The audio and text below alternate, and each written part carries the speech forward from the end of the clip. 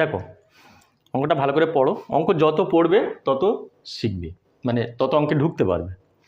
একটি বিদ্যালয়ে 504 জনের মধ্যে ছাত্রছাত্রী অনুপাত 13:11। আরও 3 জন ছাত্রী ভর্তি হলে ছাত্রছাত্রী অনুপাত কত হবে? তো আগে আমরা ছাত্রছাত্রীটা বার করে নিই। এখানে লিখি ছাত্র আর এখানে লিখি ছাত্রী, বার করে নিই আগে। মোট কত আছে? 504, অনুপাত হচ্ছে 13:11, তাহলে ইন্টু 13/13 যোগ করলে হর হবে, তাহলে যোগ করলে কত হবে? 24। এটাও সেই একই ব্যাপার, একবার কেটে নিয়ে করলেও হয়ে যায়। 24 দিয়ে একে কাটি, 24 2 48, 24 একে 24, তখন 21 হবে। তাহলে 13 21 গুণ করলে যেটা হয়, 13 একে 13, 3 হাতে 1, 13 দিয়ে 26 আর 1 27। এটাও সেই কাটলে 21 হবে। 11 দিয়ে 11 একে 11, 1 হাতে 1, 11 দিয়ে 22 আর 1 23। এই হয়ে গেল। এ বলছে 3 জন ছাত্রী ভর্তি হলে, ভর্তি হয়েছে মানে বেশি হবে, চলে তো যায়নি, ভর্তি হয়েছে, তাহলে ছাত্রী। তাহলে এবার আমি লিখব, এদিকে আমার ছাত্র আর এখানে ছাত্রী।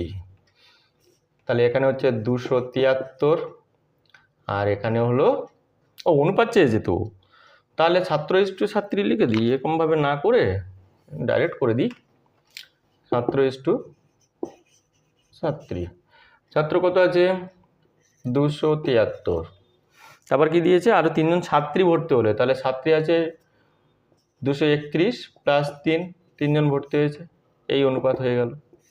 এই এটা হবে 273:2, এটা যোগ করলে হয় 4 3 2।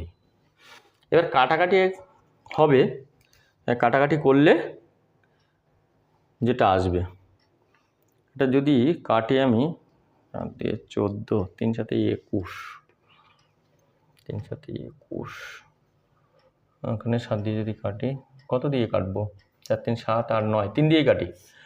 3 দিয়ে কাটলে 3 9 27 নিচে লিখছি, আর 3 1 3, আর এটা 3 দিয়ে যদি কাটি, 3 7 21, 21, 3 8 24, 13 দিয়ে কাটি, 6 13 78, 7 3 91, এই 7:6। দেখো কোথায় আছে?